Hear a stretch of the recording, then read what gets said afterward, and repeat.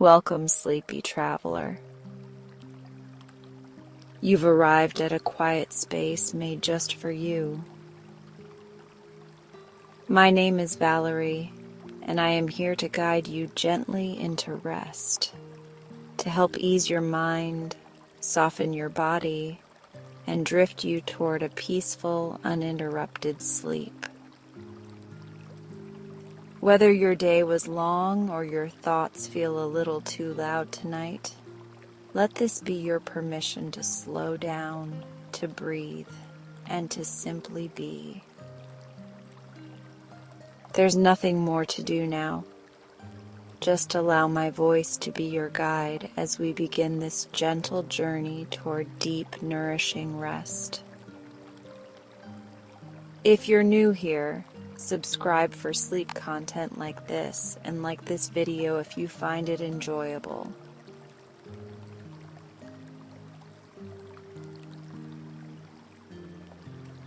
Your presence here is a gift.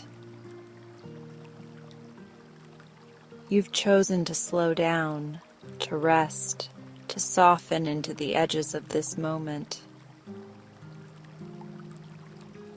There is nothing you need to do. No tasks to complete. No problems to solve. This is your time to let go. To unwind the knots of the day. To return to the stillness that lives beneath everything else. Let your body settle now. Feel the weight of your body resting wherever you are. Allow gravity to hold you. Notice how the bed or surface beneath you supports you completely. You don't need to hold yourself up. You are allowed to release. Begin to bring your attention to your breath. No need to change it. Just notice the gentle rise and fall, like a wave softly touching the shore. Inhale.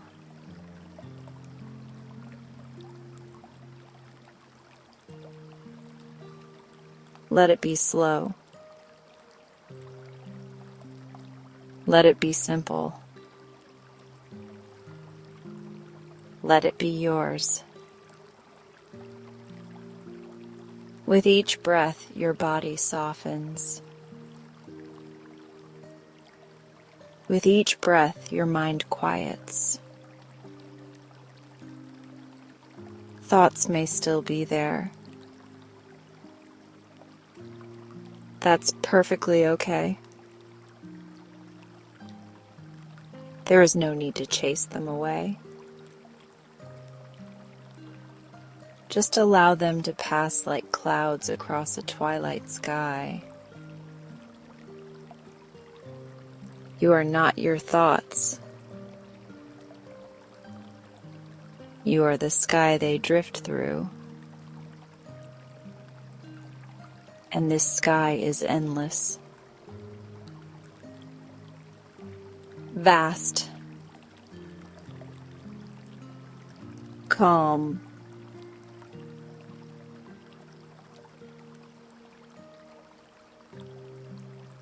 Allow your shoulders to relax. Let them melt away from your ears. Notice your jaw. Is there any tension there? If so, gently unclench. Let your mouth hang slightly open if that feels good. Relax your forehead. Soften the muscles around your eyes. Even the space between your eyebrows, smooth it out. Every part of you deserves rest, deserves ease. You've carried enough today. And now you can set it all down. Feel your arms become heavy and warm. Let your hands be still. Notice any subtle sensations in your fingertips. The gentle pulse of life still moving through. You are alive. You are here. And that is enough. Bring your awareness to your chest. Feel the rise and fall with every breath. Let it move like the sea, slow and rhythmic. There is peace in your breath, a quiet wisdom in your stillness. Allow your belly to soften. No need to hold it in. Let it rise freely as you inhale. Let it fall gently as you exhale. This is the rhythm of rest. This is the language of letting go. Feel your legs growing heavy, sinking, supported. Let your knees soften. Let your feet fall to the sides or rest however feels most natural. You don't need to be any particular way.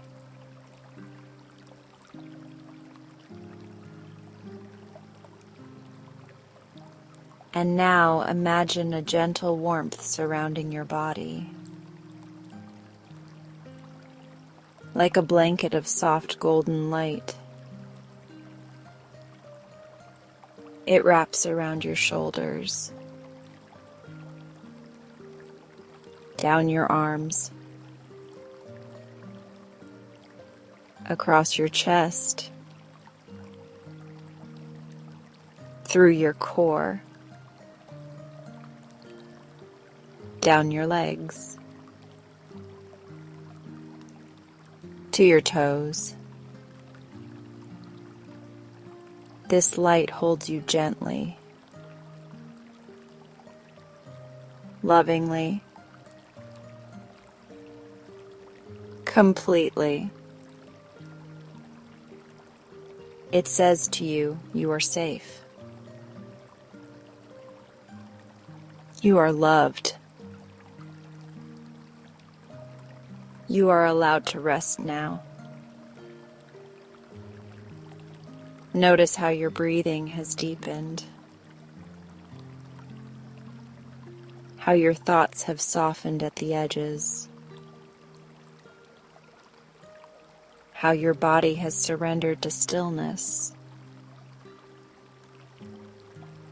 You are drifting into a softer space, a quieter rhythm, a gentler night. And in this moment, everything is okay. There is nothing else to do,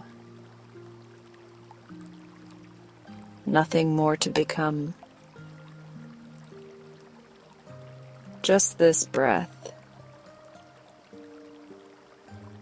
just this moment, just you. You are enough.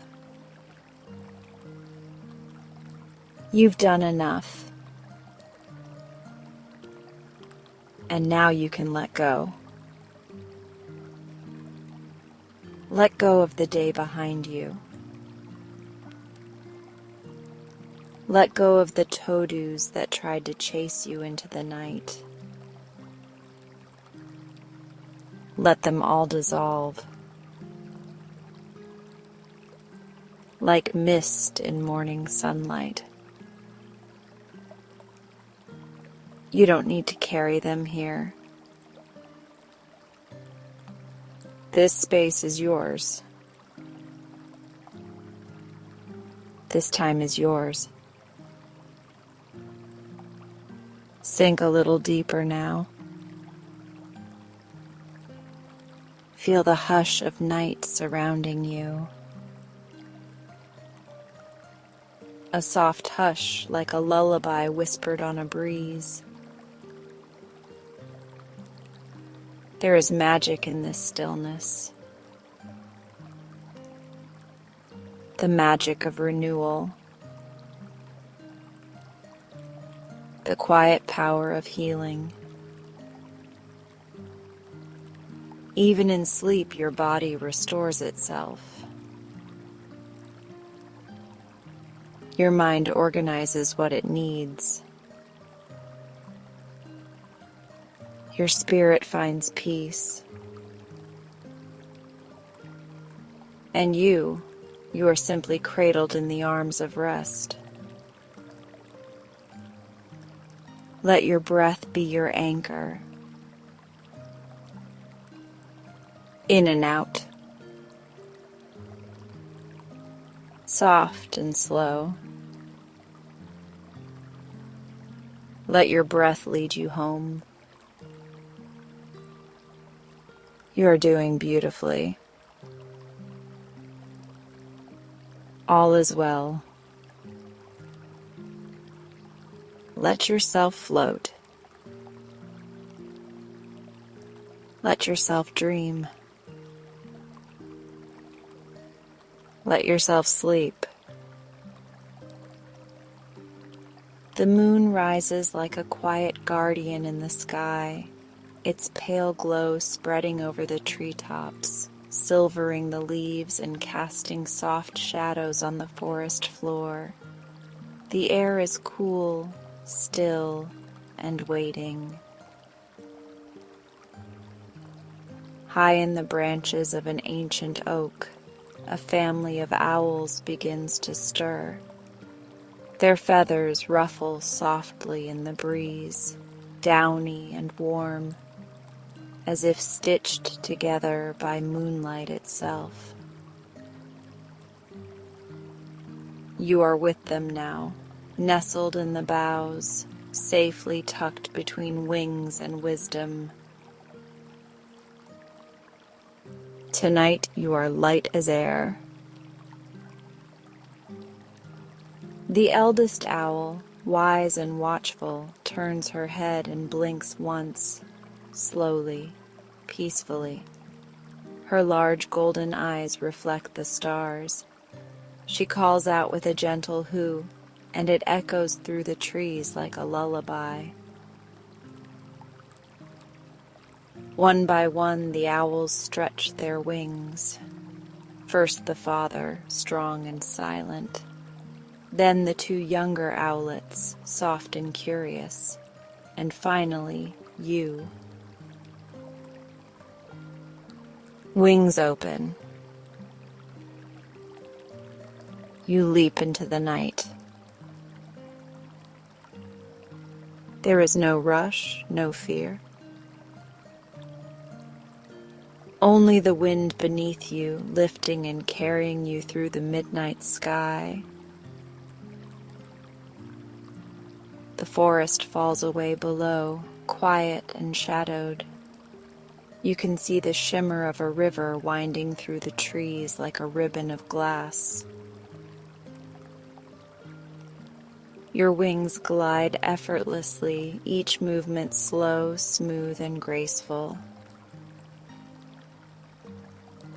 The trees sway gently as you pass above them, as if bowing to the owl family in flight.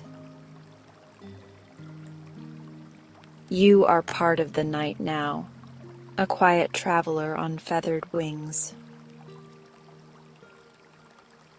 The youngest owlet flips in the air beside you, playful and light-hearted. He calls out a soft chirp and you answer with a peaceful hush. Below, a deer pauses by a pool of water, raising its head to listen. The owls pass silently overhead, and the forest remains calm. You soar over mossy glades and shadowed paths. Everything is cloaked in moonlight and peace. In the distance, a field opens like a dream, wide, golden with sleeping grasses that sway in gentle waves. You drift lower now, wings catching soft thermals, gliding lower and slower. The scent of lavender and damp earth rises up to greet you. The mother owl leads the way now, swooping low and rising again, her wings catching the air like sails. She turns toward the east and the family follows. So do you.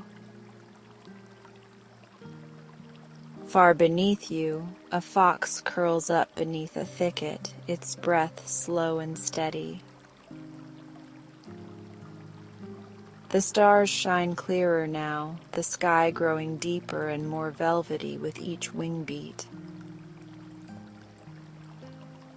A gentle wind sings a lullaby through the trees, rustling the leaves in rhythm with your breath. Inhale with the wind. Exhale with the quiet. You pass over a hill crowned with ancient stones, silent watchers of time.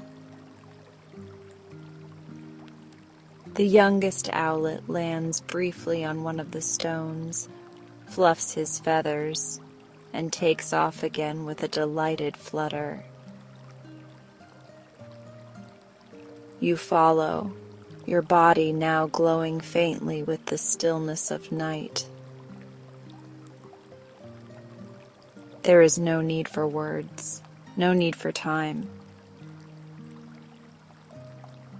Just the sound of your heart slowing, your thoughts softening, your spirit floating.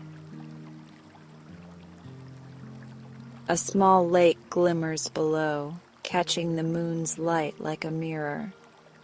The owls circle it once, twice, their reflections dancing in the ripples.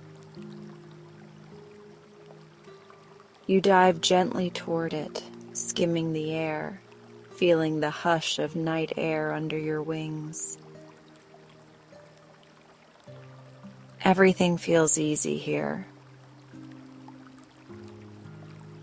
The owls guide you forward toward the edge of a sleepy meadow. The world feels tucked in. A patch of clouds rolls in, soft and pillowy. The family of owls rises to meet it, and you follow. You are floating now, through mist and moonlight. Each breath is deeper, each blink a little slower. The air is cool and crisp. You are light as a feather, drifting with your owl companions across the sky. Below, the landscape becomes dreamlike, rivers of stardust, trees with silvery bark, a waterfall that flows upward into the stars. You feel yourself letting go of today, of yesterday, of tomorrow. You're simply here, soaring, safe, held by the wings of wise companions. The eldest owl glides closer, her wings spanning wide beside you. She turns her head, eyes glowing gold, and gives a low and comforting hoot.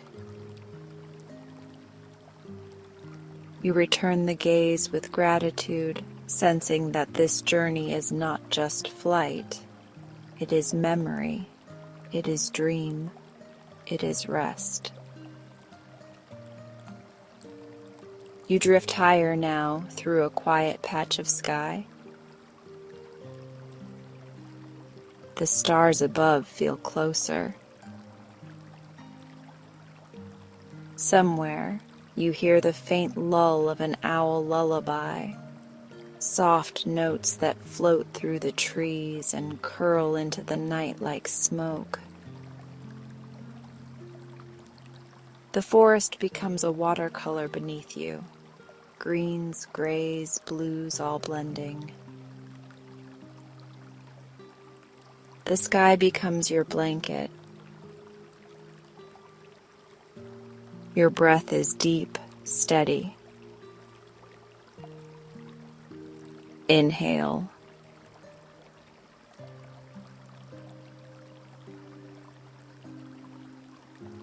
You feel the soft wind in your feathers, the hush of air as you glide beside the owl family. Together you rise toward a grove where starlight pools like honey. The owls begin to descend one by one.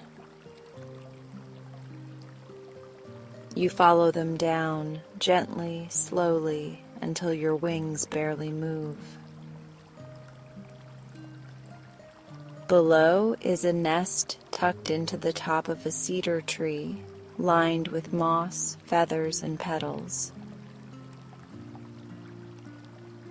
The owls settle in one by one, curling into one another with soft chirps and silent movements. You land gently beside them. The nest is warm. It smells of pine and memory. You tuck in, your wings folding naturally around you. The stars continue to shimmer above. A breeze brushes past, cool and soothing.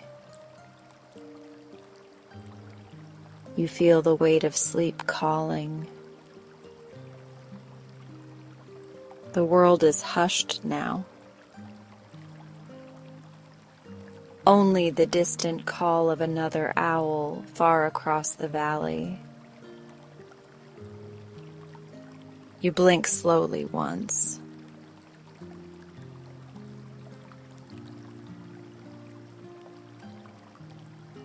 Then your eyes drift closed.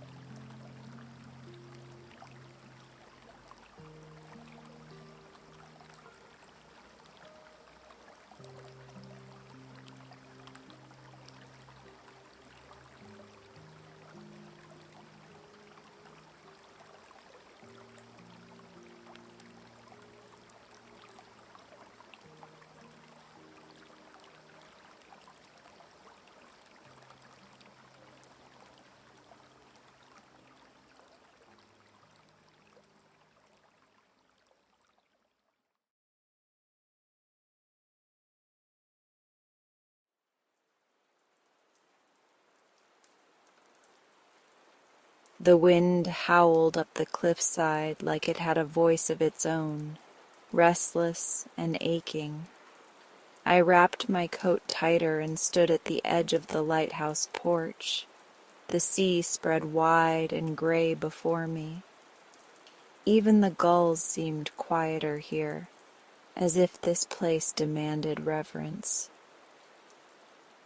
I hadn't been back to Aunt May's lighthouse since I was a child, and even then my memories were scattered. Sun-warmed sheets, the scent of cinnamon in the kitchen, her laughter ringing through the halls like music. But now the place had fallen silent, empty, except for the creaking of shutters and the rhythmic sweep of the sea beyond. Burnout had a way of hollowing things out. Nursing had been my everything, my purpose, my pride, my downfall. The heartbreak that followed, well, that had just sealed the ache. So when the letter came that Aunt May had left the lighthouse to me, I didn't hesitate. I packed my bags, took a leave I wasn't sure I'd come back from, and drove until cell service disappeared and the fog thickened like soup. The place stood mostly unchanged. Weathered, yes, but solid. A whitewashed tower with faded blue shutters nestled beside a cottage that leaned ever so slightly toward the sea, as if trying to hear something only the water could say. Inside, dust lay thick on the mantel, and cobwebs laced the corners. But the heart of it was still here. I could feel it. In the worn wooden floors, in the scent of salt and lavender, in the way the wind circled the rooms like it remembered them. After setting down my bags and airing out the windows, I found myself drawn to the old sitting room. The fireplace was cold, but the cushions on the window seat still held their shape, as if someone had only just gotten up. And that's when I saw it. The guest book. It lay on a small writing desk by the window, its spine cracked and its corners curled with age. I remember Aunt May kept it there when she ran the B&B. She said every guest left something behind, not just towels or teacups, but stories. I reached for it slowly, my fingers brushing the faded leather. The first page crackled as I opened it, and the smell of old ink and sea air hit me like memory. Clara, April 2nd, 2015. I came here to remember who I am. That was all. No dramatic flourish, no long-winded tale, just one line, like a whisper. I stared at it for a long while. There was something about the handwriting, slightly shaky but deliberate. I imagined Clara sitting right here, maybe after a long cry or a long drive, her hand hovering over the page, unsure if she should write at all. I flipped ahead. There were more entries, dozens in fact, some full of paragraphs about anniversaries, seaside proposals, healing retreats, others just a name and a date. A few were drawings, waves, birds, stars, but I kept coming back to Clara. Something about her words echoed something hollow inside me. I didn't quite know what I was looking for here at the lighthouse. Rest, escape, reinvention. All I knew was that I was empty, and Clara's words made the emptiness feel less lonely. The next morning the fog sat thick around the cliffs. I made a cup of tea and wandered out toward the coastal path, boots crunching on gravel, the air damp against my cheeks. Clara had written more, a few pages in. She mentioned the trail, how she walked it every day until her lungs remembered how to breathe again. I followed her steps now, or at least imagined I did, tracing her footprints through memory. The path wound through waist-high grass, sea thistles swaying beside me, the waves muffled behind the mist. It was like walking through someone else's dream. I thought about the hospital, how sterile and rushed everything felt, the constant hum of machines, the way the patient's eyes looked to me for hope I wasn't sure I had anymore. I thought about Noah, his hands once familiar, now like strangers. I thought about the way I had started disappearing inside my own life. But out here, I felt real again. Not fixed, not healed, but real. At a bend in the trail, I sat on a weathered bench overlooking the cliff. A gull landed on the rail beside me, watching like it knew something I didn't. I pulled the guest book from my coat, yes, I had brought it with me, and opened to the first page again.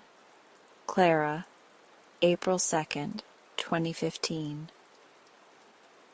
I came here to remember who I am. I fumbled for a pen. Luna, October 14th, 2025. I think I needed to read this. That was it.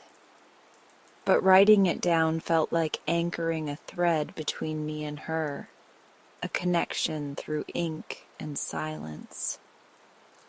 I walked the trail back slower, letting the wind tousle my hair, letting the cold press against my skin like a reminder. You're still here. Back inside, I lit the fireplace and wrapped myself in one of May's old shawls. The wool still smelled faintly of cedar. I made soup, the kind she used to make. Lentils, thyme, a touch of lemon. The simple kind, the healing kind. Later, I flipped through more of the guest book. I began to mark pages with sticky notes I'd found in a drawer. Entries that felt like songs I half remembered. Others that made me smile or ache in ways I couldn't name. And slowly something in me started to shift. The lighthouse wasn't just stone and beams, it was memory, a mosaic of all the people who had come through, seeking, hurting, hoping. Their stories were woven into the floorboards, soaked into the curtains, echoing in the stairwell. And now mine was too. That night, I dreamed of a woman standing on the cliff in a red scarf, arms outstretched as gulls circled overhead. She turned toward me but didn't speak. Still, I understood. She wasn't lost, not anymore. In the morning, the fog had lifted just a little, and the sea was silver. I stood by the desk and ran my fingers across the cover of the guest book. "Thank you," I whispered. Not to Clara exactly. Not to Aunt May or the house or even the sea. But to all of it. To this strange, beautiful mosaic I'd stumbled into. To the quiet beginning of something I didn't yet have words for. The guest book was open again, blank beneath my last note. I thought about what else I might write. Not just who I had been, but who I might become.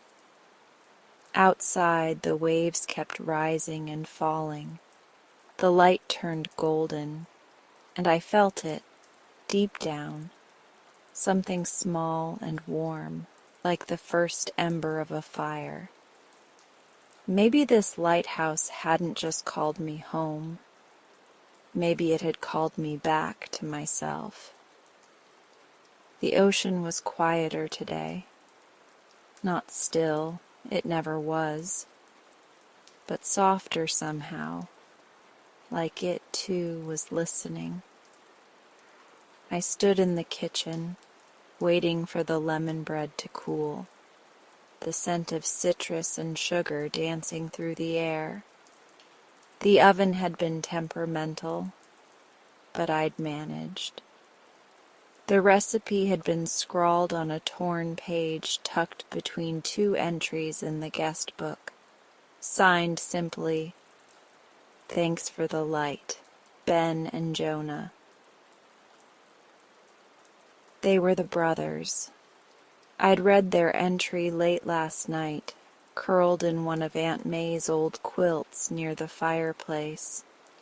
Their handwriting was uneven, sometimes smudged, like it had been written in the middle of tears. They'd come here a few years ago, after losing their father, a man who'd been a sailor all his life. One of the lines struck me so deeply I read it 3 times. He said the lighthouse light saved him in a storm once. He never told us where it was. When we found this place, we knew. I could almost see them. 2 grown men, weathered and quiet, standing side by side out by the rocks, trying to feel close to a man who'd once stood there watching the waves. They'd left more than their story. Along with the recipe was a photo folded neatly inside the back page, a black and white snapshot of a man in a worn coat holding a compass in one hand, with the sea behind him and a soft smile on his lips. Someone had penciled in the words, "Captain Eli always found his way back." I set the photo gently on the windowsill above the sink and placed the lemon bread beside it.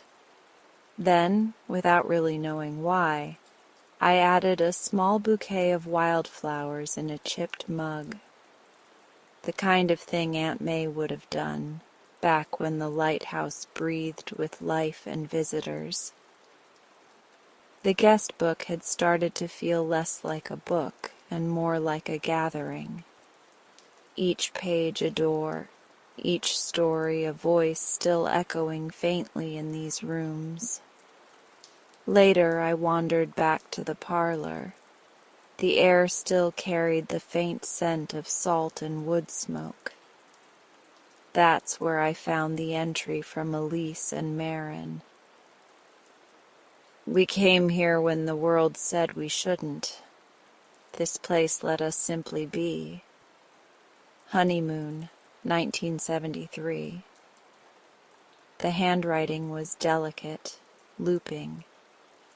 There was a sketch next to the entry, 2 figures holding hands on the cliff's edge, the lighthouse towering above them like a quiet witness.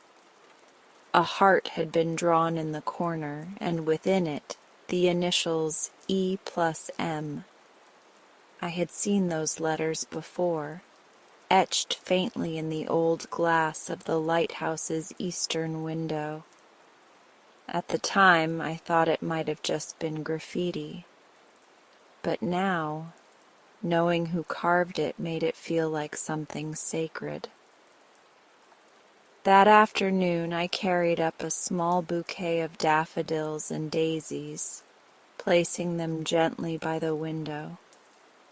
Sunlight spilled through the old glass, turning the petals gold. For a moment, I swear I could feel them there, Elise and Marin, 2 young women who had dared to love in secret, finding shelter here where the sea kept their silence. The next morning, I pulled out my camera, not my phone, my real camera, the one I hadn't touched since before the breakup, since before everything crumbled. The guest book had more than just words. Tucked between pages were doodles, pressed flowers, napkins with inked poems, and once a train ticket from Prague with "Thank you for reminding me I matter," scribbled on the back. I spent hours photographing every detail, close-ups of the handwriting, the salt-stained edges, the worn leather spine. The guest book wasn't just a journal. It was an archive of longing, memory, and return. In the evening, I uploaded the first set of photos to a new blog I titled The Lighthouse Letters. I didn't expect anyone to read it. I only wanted to honor them. But within an hour, a comment appeared under the post about the brothers. I knew Ben. He never talked much about that trip, only said he felt close to Dad again. "Thank you for sharing this." It startled me, how quickly the ripples spread. That night, the lighthouse felt less empty. I left a slice of lemon bread on the table by the guest book. It sounds silly, but I imagined the guests might return for it, that maybe stories had their own hunger too. Days passed, and I kept reading. Some entries were long and winding, like the guests couldn't stop themselves once they started. Others were barely a line. But all of them mattered. A child had drawn a whale beside her name, saying she dreamed of becoming an oceanographer after staying here. A widower wrote simply, She always wanted to see the sea. I brought her ashes here. She loved it. I cried over that one. A travel-weary artist had sketched the entire sitting room in charcoal, capturing every crooked frame and sun-faded pillow. His final note read, "This place sees the soul in things most would pass by." I found the sketch tucked behind a loose panel in the wall. Maybe Aunt May hid it there, or maybe the wind carried it off and time buried it until now. On the blog, more comments trickled in. One person recognized the poetry scrawled in the margins of a 1992 entry. It was their uncle's handwriting.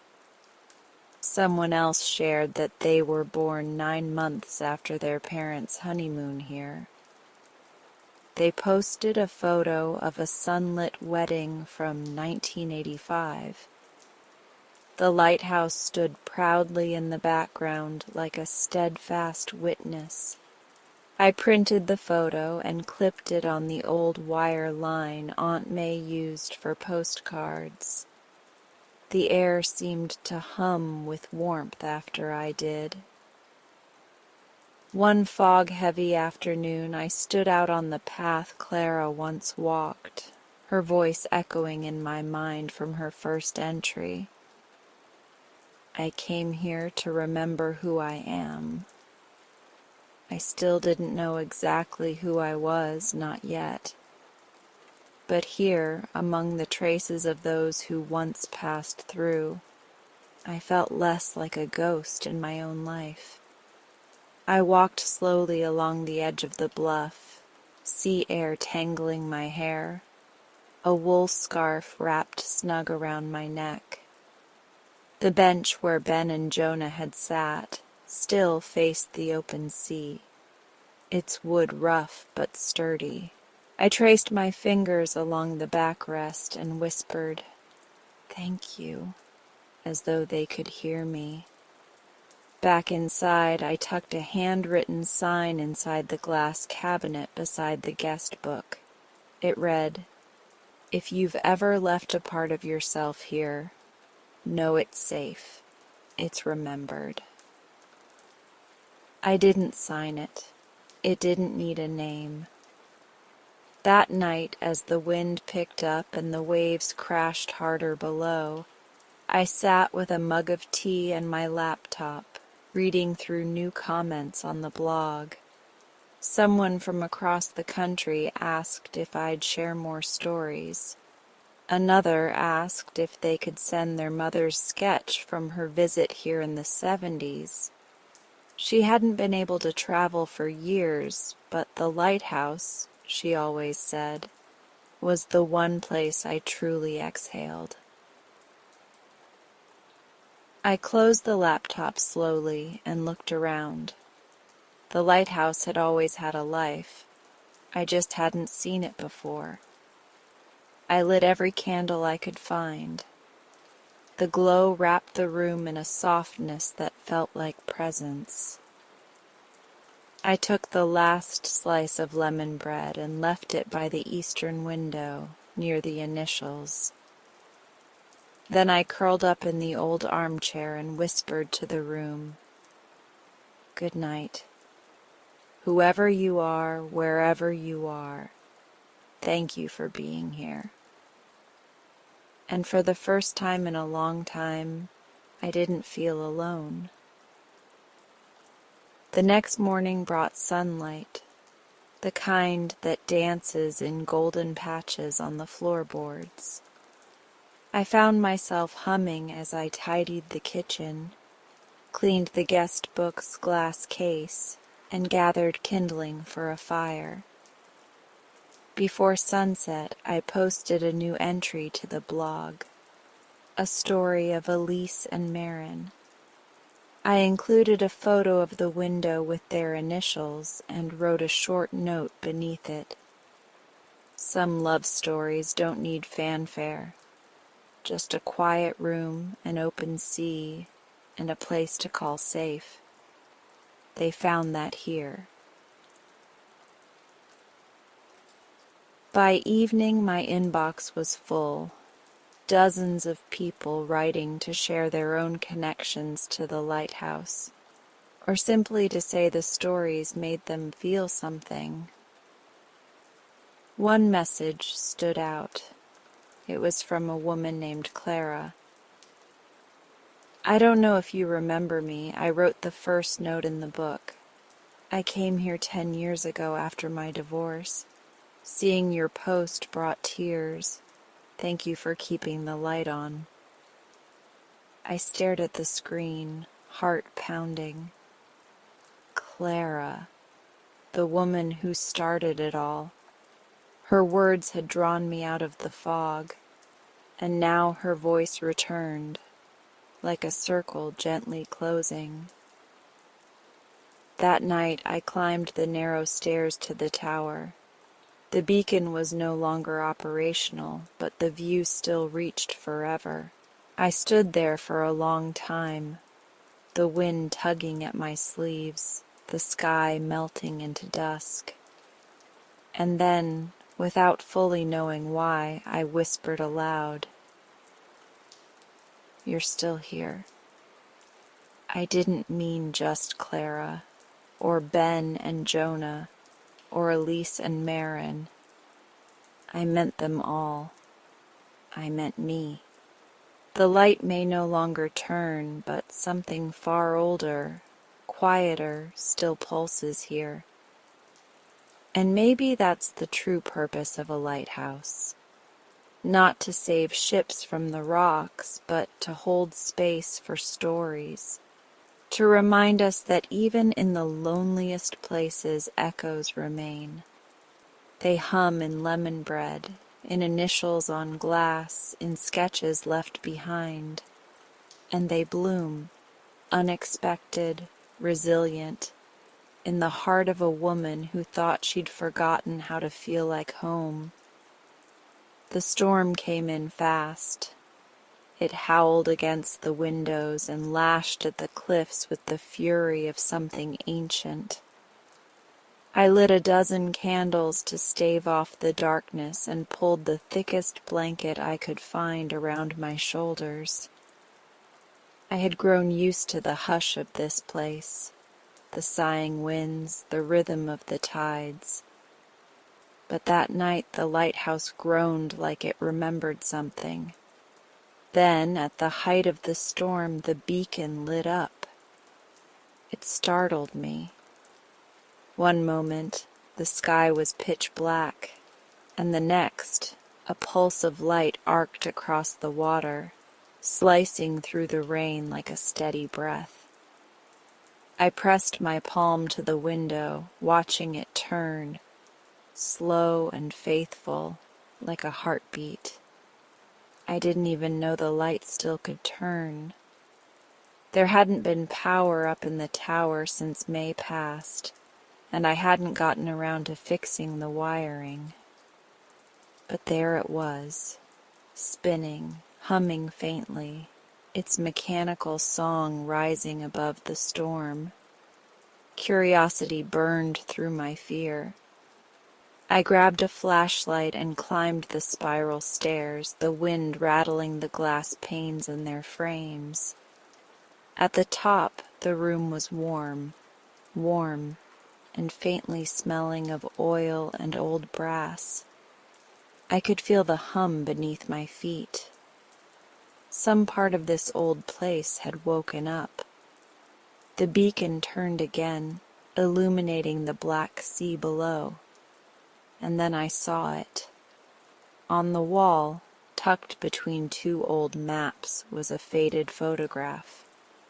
A young man, salt-streaked and wind-battered, stood in front of the lighthouse, holding a lantern. On the back, someone had scribbled in blue ink, "Marlin, 1968. Shipwrecked but found." My fingers tingled. Later that night, as the storm began to retreat, I returned to the sitting room. The guest book was where I'd left it, its cracked leather cover still warm from the nearby fire. I opened it on instinct, thumbing through pages like I might find an answer waiting. That's when the letter fell out. It slipped quietly onto the floor like it had waited long enough to be read. The paper was thin and yellowed at the edges. The handwriting wasn't May's, not immediately, but delicate, careful. It began simply, "To the one I lost." I sank into the armchair, holding the letter with both hands, heart caught between past and present. I don't know if you ever thought of me when the sky turned dark or the wind curled around the chimney, but I thought of you. I always thought of you. The night we kissed on the rocks below this lighthouse, I felt the earth steady under my feet for the first time. And then the world pulled us apart the way tides pull driftwood. No resistance, just distance. I stayed here longer than I meant to. I came back every year, hoping I might see you again. I never did, but the light was always on. That was enough. This is the last letter I'll write you. Not because I've forgotten, but because I finally understand. Love doesn't always ask for a return. Sometimes it just wants a place to rest. If you ever find this, know you were the storm and the harbor, both. Yours always. I read it 3 times, then set it down with a reverence I usually reserved for prayers. I didn't know who had written it or who they meant it for, but I could feel the ache between the lines, the longing, the surrender. It stirred something in me, something I had tried very hard not to feel. I hadn't thought of him in weeks, my ex, Evan, or at least I'd convinced myself I hadn't. The truth was messier. His voice still lived in the quiet parts of my memory, the way he'd say my name when he was half asleep, the way he couldn't help but smile when I left lemon slices in his tea. We didn't end because we stopped loving each other. We ended because the versions of us we'd grown into didn't know how to be together anymore. That night, after I placed the letter carefully back between the pages of the guest book, I took out a piece of paper and began to write, not for sending, just for healing. Dear Evan, there's a storm outside tonight, the kind that rattles bones and memories alike. I found an old letter from someone who loved and lost like I did, and it made me realize I never said goodbye the way I meant to. So here it is in case the wind carries it to you. I forgive us. We tried, we really did. But trying isn't always enough, and that doesn't make us failures. Just human. There's a lighthouse here, and it's listening. I think May knew that. I think she trusted this place to hold pain without judgment. That's what I'm trying to learn now. I hope you're warm tonight. I hope you find your own light wherever you are. Love once and always, Luna. I folded the letter and placed it in the drawer of May's old writing desk. That was enough. I didn't need it to be read to be real. The next morning the storm had passed. The air was scrubbed clean, and the sea shimmered like forgiveness. The lighthouse beacon had gone still again, but its brief return had left something changed. In me, too. I brewed a pot of coffee and opened the kitchen window. The scent of salt and rosemary drifted in from the herb garden below. As I leaned on the sill, letting the sunlight warm my face, something caught my eye on the edge of the window frame. A note, faintly yellowed. Familiar script. May's handwriting. This place gave me a second life. I hope it offers someone else the same. Tears blurred the ink as I read it. It wasn't just sentiment. It was an invitation. A lighthouse doesn't call the ships. It just waits, steadily, faithfully, so they have something to come home to when they're lost. May had been the keeper of that light. Maybe now it was my turn. That afternoon I walked down the old path toward the road. The wooden signpost where May used to hang the B&B sign was still there, tilted slightly, wrapped in ivy.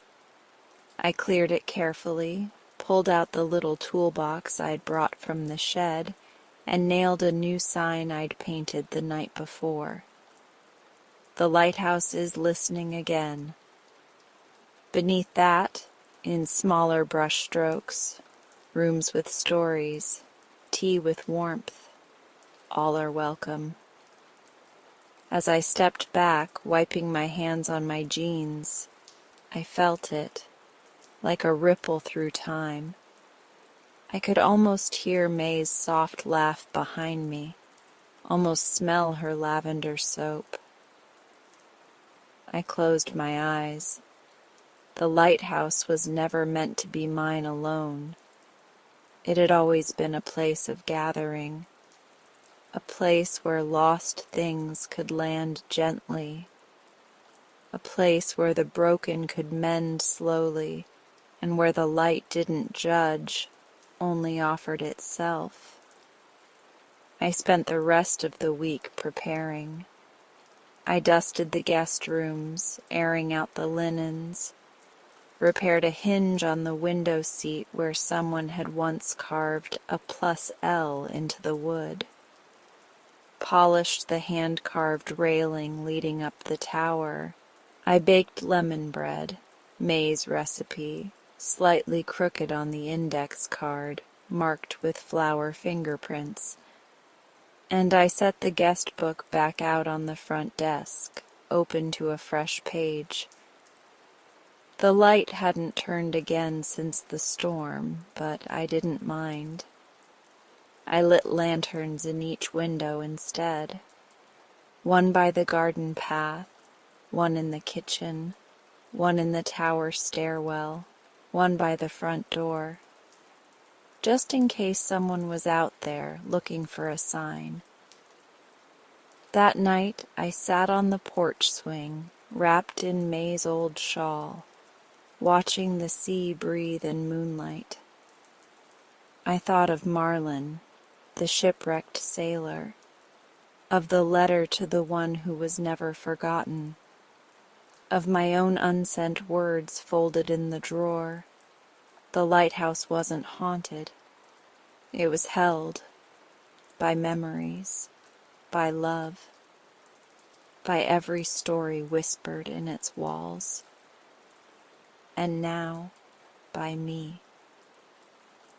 Just as I was about to head inside, a glimmer of headlights cut through the dusk. A small car rolled up the dirt path, hesitated, then stopped at the edge of the drive. The door opened slowly. A woman stepped out, maybe in her 60s. She held a cane in one hand and a duffel bag in the other. Her eyes found mine. "Is it true?" she asked. "The sign?" I smiled and opened the gate. It's true.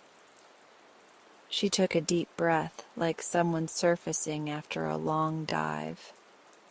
I stayed here once, long time ago, left a piece of myself in the guest book. I held the door open. Come leave another. And just like that, the lighthouse had its first guest again. The light that listens had returned, and so had I. The sign I painted still leans slightly to the left, even though I've adjusted the stones at its base 3 times, but I've grown to like it that way. The lighthouse is listening again, it reads. With curling blue script and a little golden star I added in a fit of optimism. Most days the wind flutters the edges of the sign like it's breathing in agreement. Elias arrived on a Tuesday, violin case in one hand and a rain-slick duffel slung over his shoulder. He looked more like a sea traveler than a musician, windswept, eyes tired but kind. His voice had a rasp to it, like it had been worn down by silence. This place, he murmured the moment he stepped inside, feels like a breath I forgot I was holding. He stayed in May's old room. Hers had the best acoustics, I remembered, though I'd never had reason to say it out loud until now. The first evening, he played softly by the window, the notes gentle as waves curling toward the shore. I was in the kitchen with the kettle on when the first strain floated through the air. The melody moved through the walls like warm air through a drafty sweater. Quiet, unexpected, and impossibly comforting. I didn't ask much, only offered him warm lemon bread and a seat by the fire. The rest he gave freely over the days that followed. Elias was burned out. He said it plainly, like one names a bruise, real, tender, but healing. I forgot why I played, he said one night, his silhouette outlined by the hearth's flicker. It became survival. Concerts, critics, agents, noise. I came here because someone told me the ocean might help me remember. He played differently each night, sometimes wild and free, like storm waves leaping over the cliff edge. Other times it was a whisper, a single thread of sound unraveling across the dark room. I found myself leaving my bedroom door cracked just to listen, like the lighthouse itself was sighing back into life with each note. Before he left, he handed me a folded page of handwritten music. "It's yours," he said. "I wrote it here. I'm calling it Lighthouse Light. Maybe someone else will need to hear it someday." I stood on the cliffside long after his car disappeared down the road. The page felt warm in my pocket, like it carried more than notes. Maybe memory, maybe hope. 2 days later, Rosie arrived. She was younger than I expected, with freckles across her nose and a determined sort of kindness in her gaze. She held a photograph when I opened the door, a black and white portrait of a young woman holding a fishing net, barefoot, beaming. "My grandmother," she said. Her name was Isabel. She came here once, I think. I found this picture in a box marked Lighthouse. I led her to the sitting room where the guest book waited like an old friend. It had become a ritual for me, mornings with tea, thumbing through the pages. But this time I watched as Rosie gently turned each one, scanning for the past. We found it halfway through. The entry was nearly faded, the ink softened by time and salt air. It read, "I came here after he left for war. I was angry, but I couldn't admit I was afraid. The sea didn't judge me.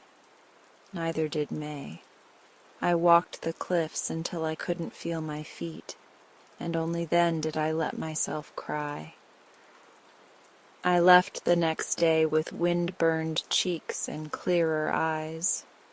If my future self reads this, you were strong, you survived." Our Isabel, 1943. Rosie's hands trembled as she traced the words.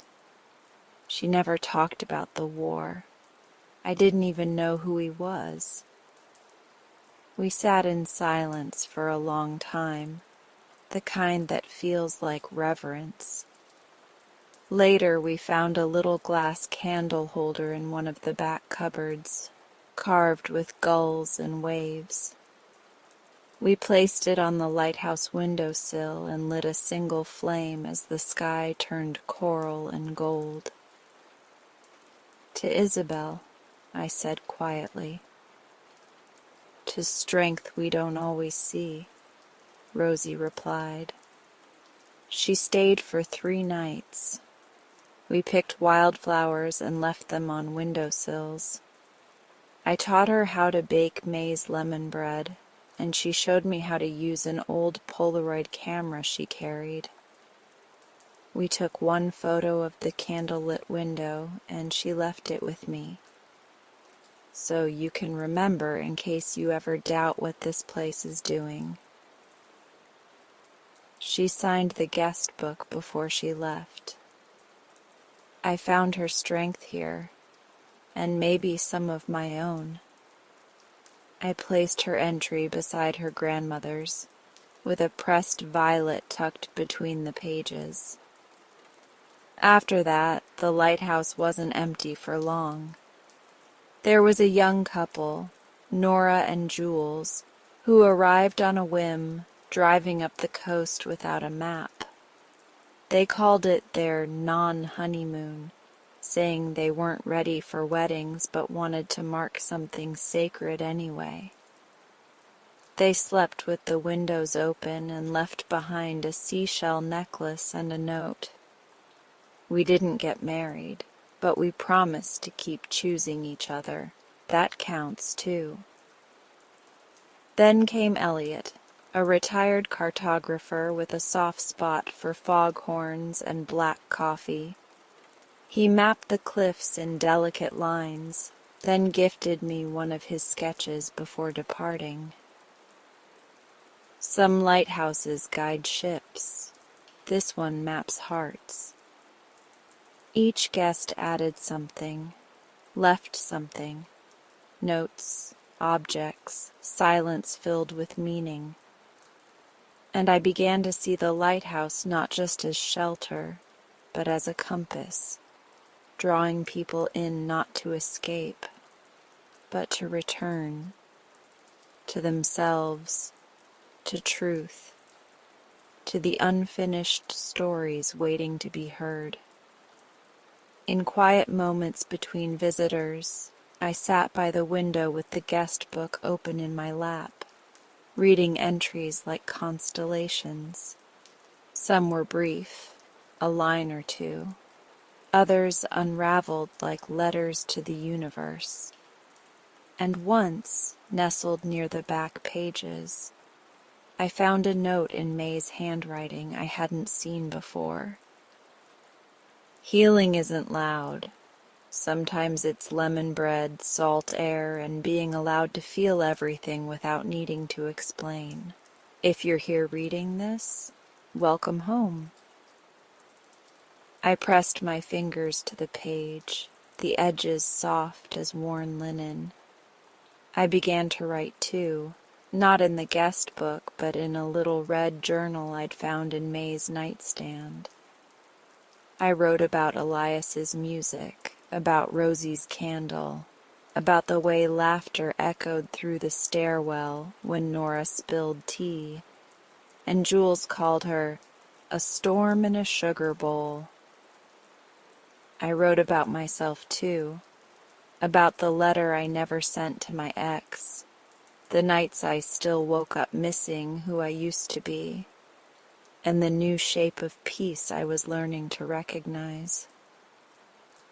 One morning, after rain, I opened the windows and played Lighthouse Light on the old record player I'd coaxed back to life. I let the melody fill every corner, rising and falling like breath. I baked a fresh loaf of lemon bread, opened the front door wide, and sat on the porch with a cup of tea as the wind carried music down the road. And just as I sipped the last of my tea, a car pulled into the drive. Another visitor. I smiled. The lighthouse was listening again, and so was I. There are days here when time softens, stretching like sunlight over calm water. Today was one of them. The sea was unusually quiet, almost reverent, and the wind passed over the cliffs like a sigh. I sat at the old writing desk with the guest book open to that unfinished page, still lingering in my thoughts. I almost stayed, maybe next time. The handwriting was hesitant, slanted like a whisper. I ran my fingertips over the ink, wondering who they were, what made them leave, and what tugged them so close to staying. Some stories end before they're ever told, but they still echo. I was beginning to understand that. The kettle whistled softly and I rose to make tea. Chamomile with a bit of lavender, something comforting, grounding. As I poured it into my favorite chipped mug, the one with the tiny lighthouse painted crookedly on the side, I noticed a letter tucked halfway under the front door. There was no postmark, no envelope, just folded parchment with my name written in cursive I didn't recognize. Inside the note read, "Dear Luna, I saw your photo online, the one of the guest book beside the candle. I never signed it, but I stayed once, years ago. Your aunt saved me. I remember everything. I've carried it quietly, but the moment I saw that post, I knew it was time to return the gift she gave me." There was no signature, just a pressed sprig of rosemary slipped into the fold. I sat back down, holding the note in both hands. My breath caught in my throat. Aunt May had once told me not every story fits on a page. Now I knew what she meant. Some stay unwritten not because they're forgotten, but because they're too sacred to touch until the heart is ready. Later that afternoon, just as the sun tilted westward, I heard the familiar shuffle of slow steps on the stone path. Harold.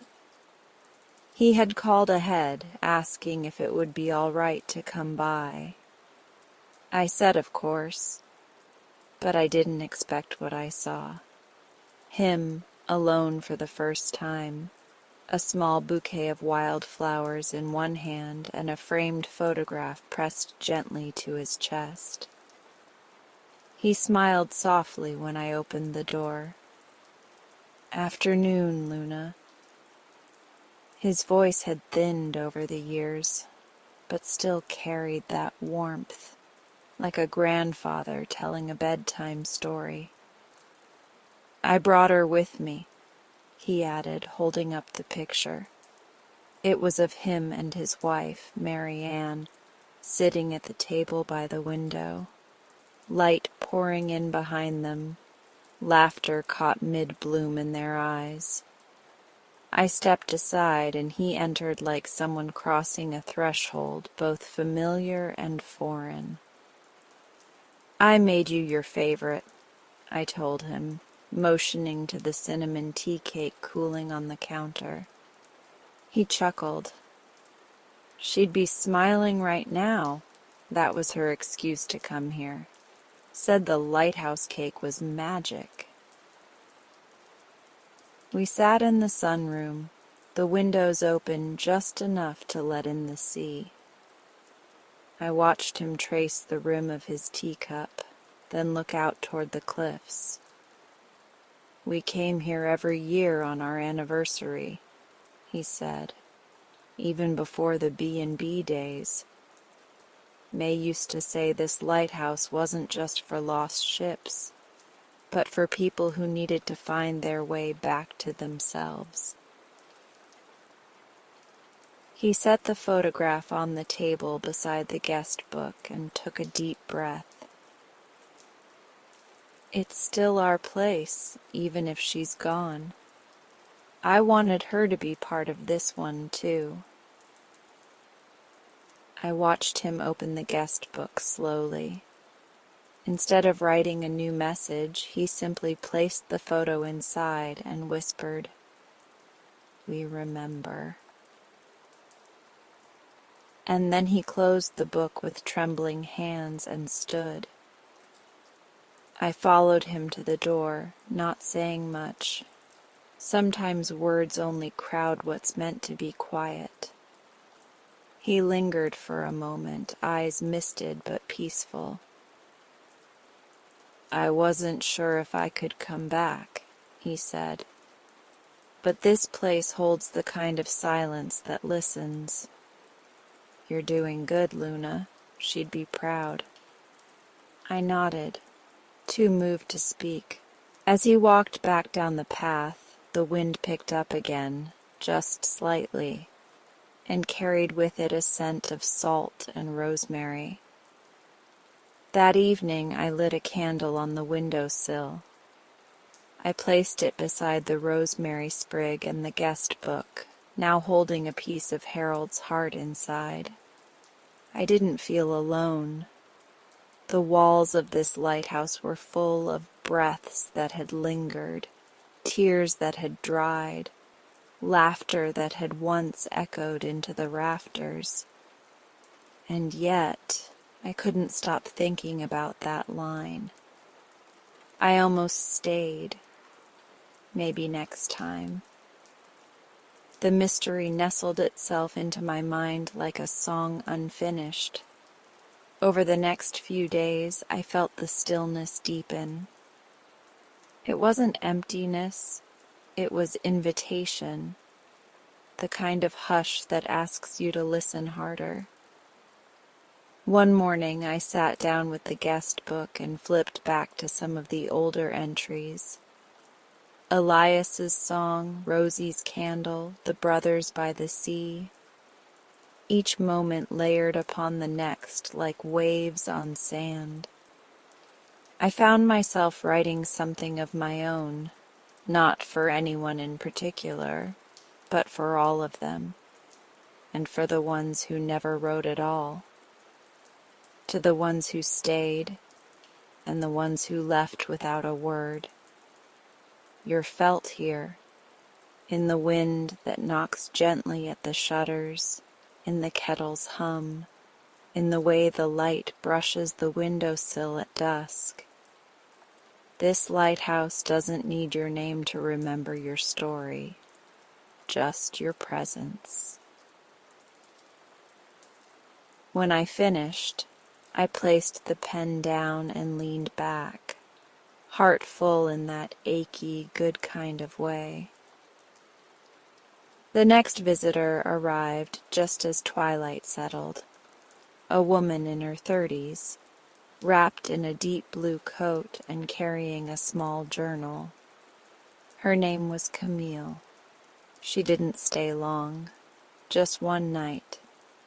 But before she left, she asked if she could play the piano in the parlor. I hadn't opened it in months. It had gone quiet since Elias left.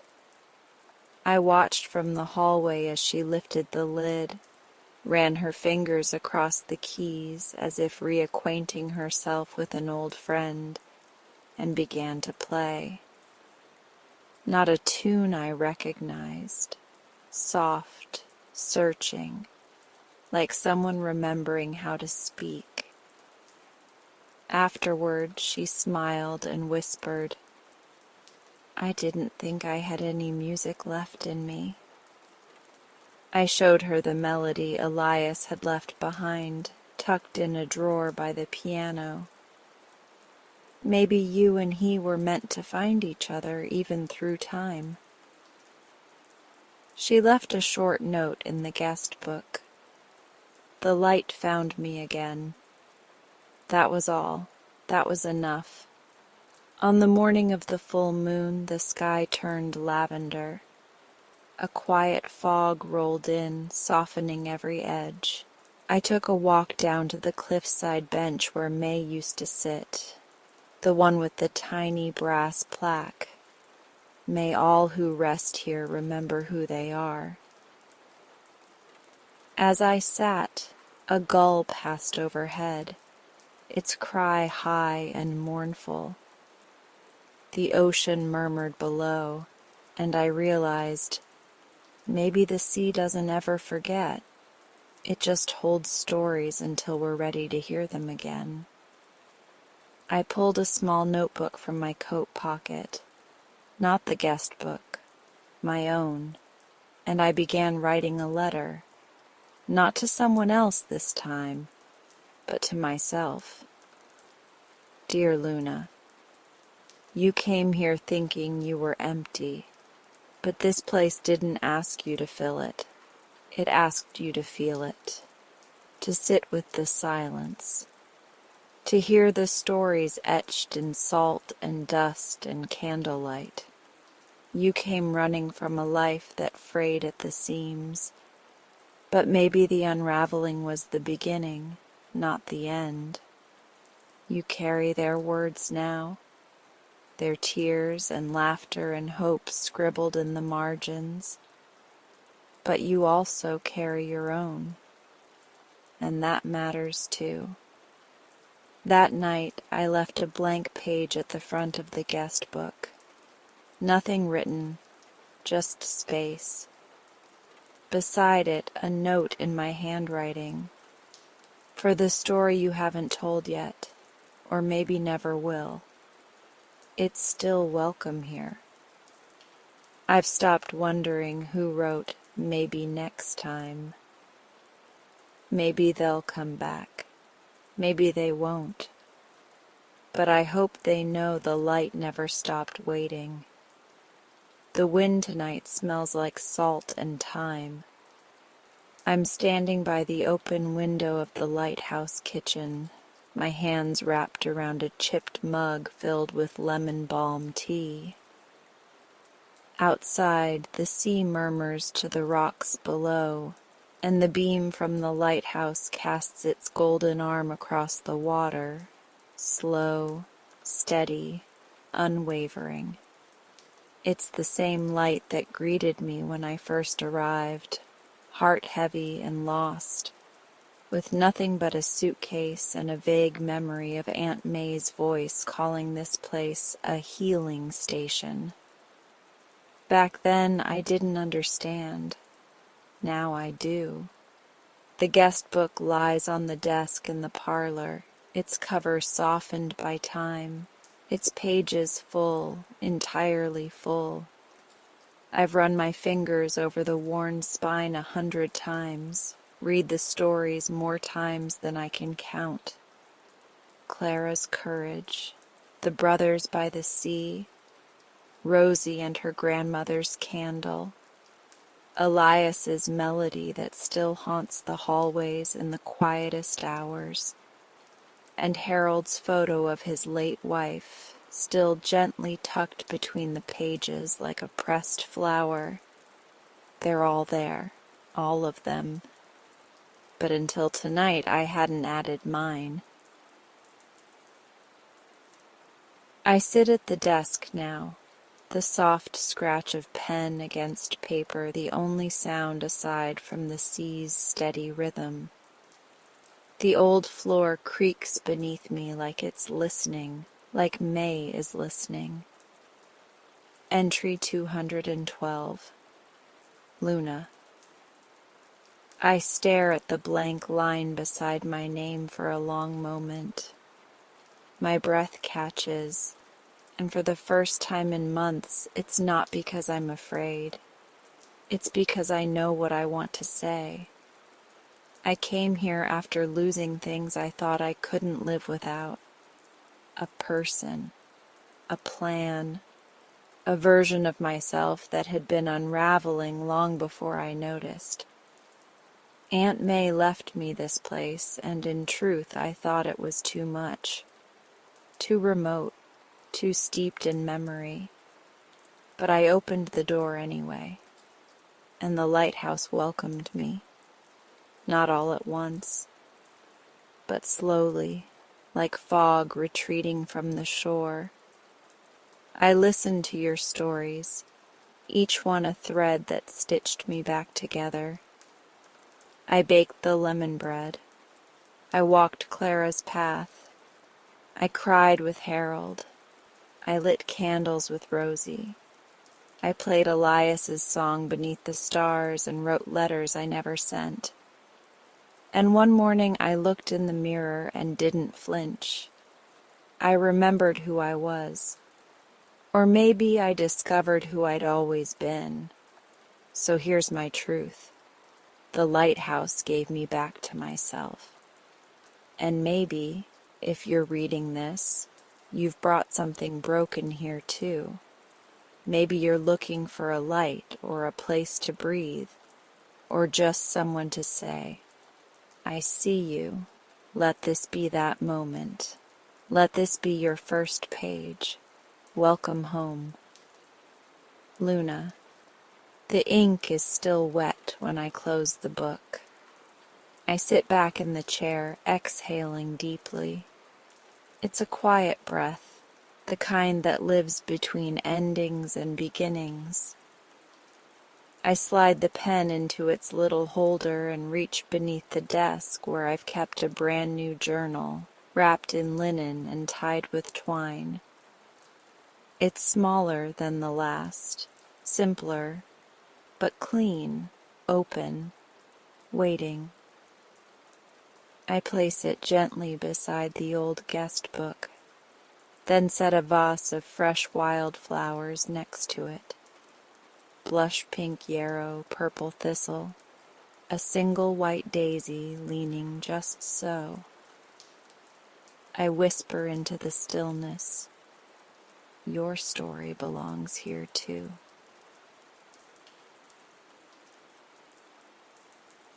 Outside, the wind shifts, gentle against the glass.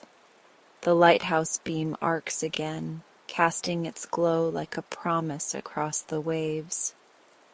Later, I wander the house, turning off lamps, tucking chairs in, brushing a stray crumb from the kitchen counter.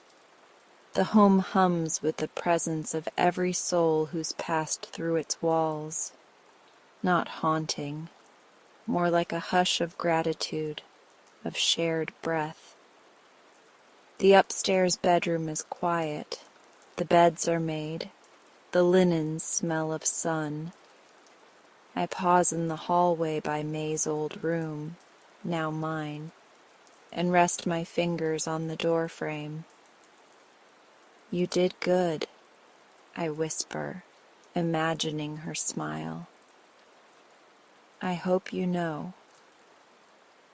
There's no reply, but the floorboard beneath my foot lets out the softest creak, like a nod. I step out onto the balcony where the sea spreads endlessly before me. Stars begin to emerge above the horizon, blinking softly, shyly. I lean on the railing, listening. The ocean doesn't roar tonight. It sighs. The beam continues its slow rotation, one heartbeat at a time. I think of all the arrivals and departures that have happened here, the hands that wrote trembling notes in the guest book, the quiet reconciliations, the final goodbyes, the rediscoveries, the beginnings. I think of the day I arrived, carrying silence like armor.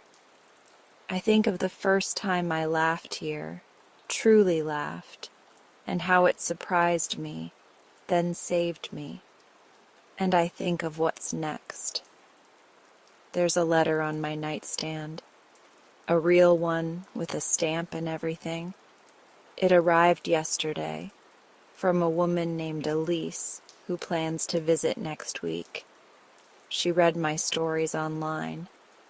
She said something inside her cracked open just reading them. I don't know what I'm looking for, she wrote, but something tells me the lighthouse will help me find it.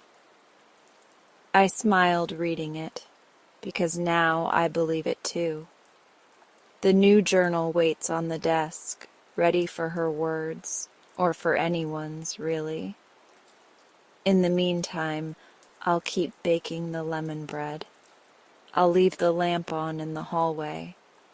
I'll place fresh flowers in every room, open the windows, and play Elias's melody softly through the old radio. I'll keep the light turning because someone, somewhere is on their way. That night I dream, not of the past, but of a quiet tomorrow. The lighthouse stands tall in my dream, wrapped in golden mist. A figure walks the path toward it, suitcase in hand, shadow stretching behind them.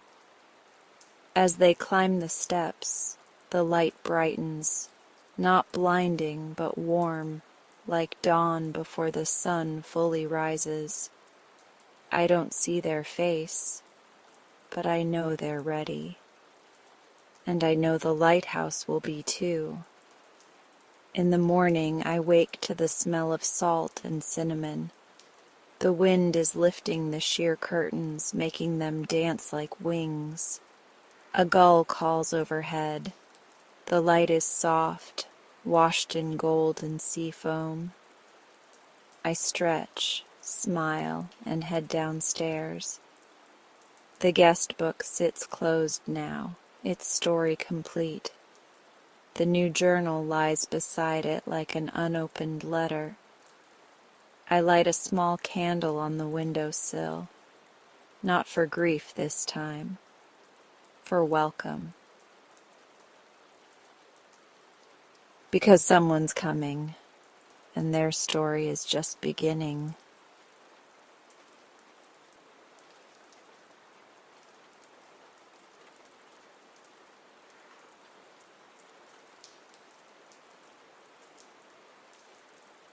And that ends tonight's meditation.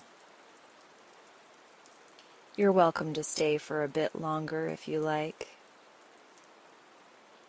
Have a beautiful night until next time.